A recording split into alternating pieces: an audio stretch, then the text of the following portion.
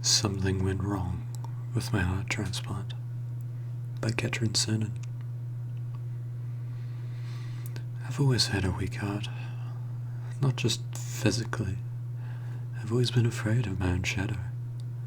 It was unsurprising when the doctors told me my heart murmur wasn't just a heart murmur. A year of tests, a year of therapy, constant trips to the hospital, and I was finally told that it had all been for nothing. My poor, weak heart couldn't last till Christmas. It's a strange thing being told that you're dying.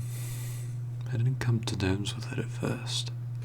I drank, I spent all my money, I did reckless, stupid things because I was so damn scared. Then I got the news that a young woman called Laura had been declared brain dead, and that I, the lucky chosen one, would be getting a brand new heart a week later. I drove to the hospital slowly, carefully, and readied myself for the ordeal that was to come. As I was laying on bed last night, the thought of Laura swirled around my head, and it wouldn't leave me alone. It was like her name was in flashing lights every time I closed my eyes. It was wrong. I know it was wrong. But I had to see the woman who was giving me her heart. It didn't feel right not to put a face on the one who was saving my life. I knew her name. I knew what ward she was staying on. I had overheard the two nurses discussing it. I wandered down the meandering hallways until I found what I was looking for, taking my time, making sure I didn't miss any name. I guess I had time on my hands now. In the second to last room, she laid in bed. A woman sat on the bed next to her, holding her hand, and my own weak heart stuttered. "Excuse me." I had no idea what to say to her. "I'm Jenna. I'm the person. I'm having surgery tomorrow," and what I assumed was Laura's mother stood up, and I could tell from the look in her eye that she knew who I was. "Thank you for visiting. I know it's strange, but a part of her is going to be living in you. I wanted to meet you." I stood there, helpless and lost for words. Laura's mother beckoned me over. "Please," she said, "don't feel uncomfortable. It's what you would have wanted." I sat on the chair next to Laura. "How did she—" I broke off. It was too awful to ask. Laura's mother gave a thin smile. "She was a care worker. Looked after battered wives, abused women. Last month she met a guy and, well, I suppose years of training can't help you when you're in love. She ignored the warning signs, and he killed her. She dedicated her life to those who needed her." Laura's mother looked down. I don't know why I did it, but I reached over and held Laura's hand. I squeezed it. "I'm so sorry. I had a boyfriend once, so he was like that too. Someone like Laura convinced me to leave." Laura's mother gave me another half smile. I could see the tears in her eyes. Then Laura squeezed my hand tightly. She gripped me so hard that her fingernails dug into my skin. I recoiled, a look of horror on my face. Laura's mother looked at me calmly. "She squeezes my hand sometimes as well. I think the doctors call it muscle spasms. Either way, there's not a Laura left in there anymore." I looked at the small crescent moons that had just started to bleed on the palm of my hand. The surgery went perfectly. I was wheeled to the recovery suite, and it was over and done with. The raised wound on my chest, covered by gauze. It was better if I didn't see it, I thought. I didn't need any more heart issues. I spent the first day doped up on pain medication, eating only a little and sitting up maybe 2 times. It was a long process, they reassured me. Laura's mother came to visit me the day before I was due to leave. Her calm demeanour hadn't wavered, but I could see that she was suffering. She looked 10 years older, and her hands shook when she gave me a hug. "When are you going home?" "Tomorrow," I told her. "Please come visit me whenever you want." I started to jot down my address for her, when out of the corner of my eye, a flash of blonde disappeared through the doorway, the same brilliant blonde as Laura's hair. "Ow!" I cried out suddenly.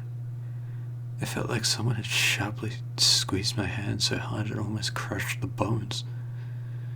Laura's mother rushed to my side, a look of concern in her eyes. "What's wrong? Is it your heart?" She stumbled all over the last words, coming to terms with what she had said. I tried to reassure her and said that I'd let the doctors know, and she left with a look of worry on her face. When I looked down, a new set of crescent fingernail marks were below the ones Laura's had made. 10 identical bleeding smiles. The taxi ride home was short, and before I knew it, I was back in my own flat. It felt strange to try and slot back down to where I had left off. My life had been almost over last time I'd been here.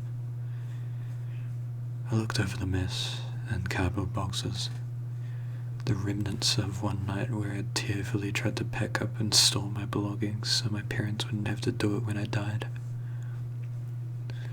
Laura's heart beat so strongly it felt like it would come out of my chest.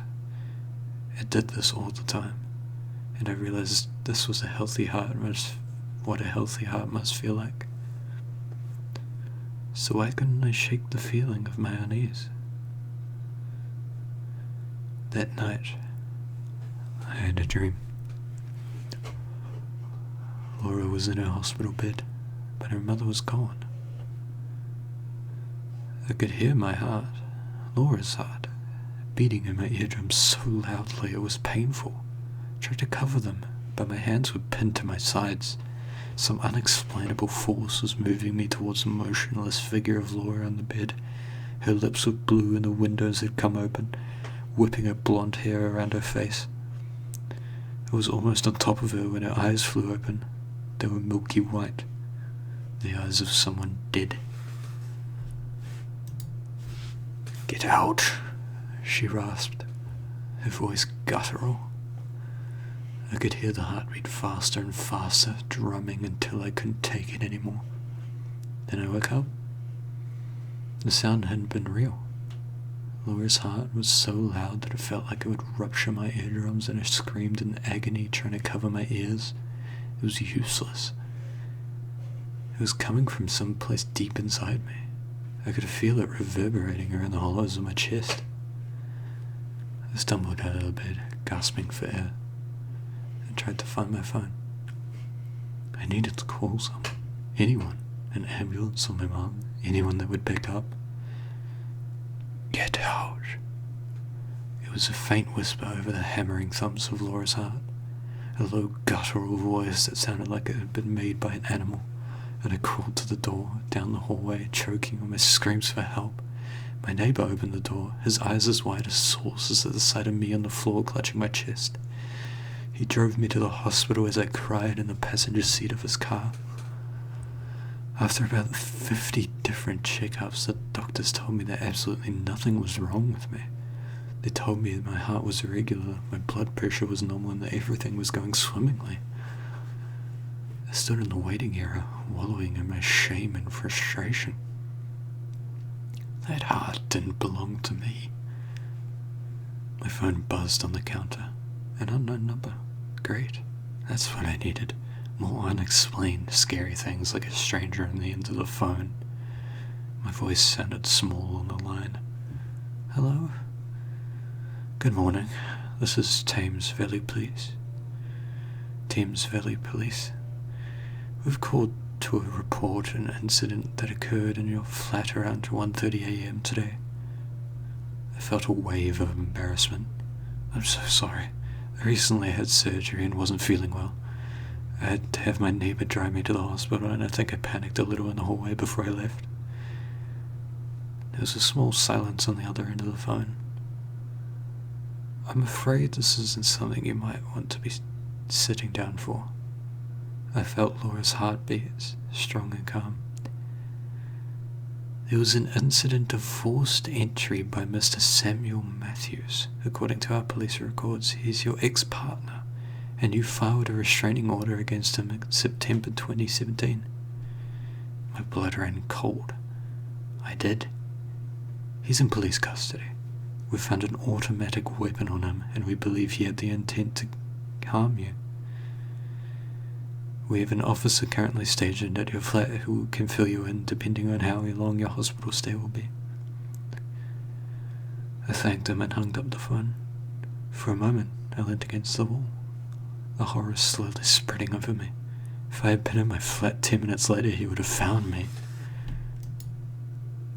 Laura's heartbeats filled my ears again, but now they were gentle, calming. Her mother said she dedicated every part of her to helping those who needed it. I put both my hands on my chest, overwhelmed with my own gratitude, and listened to Laura.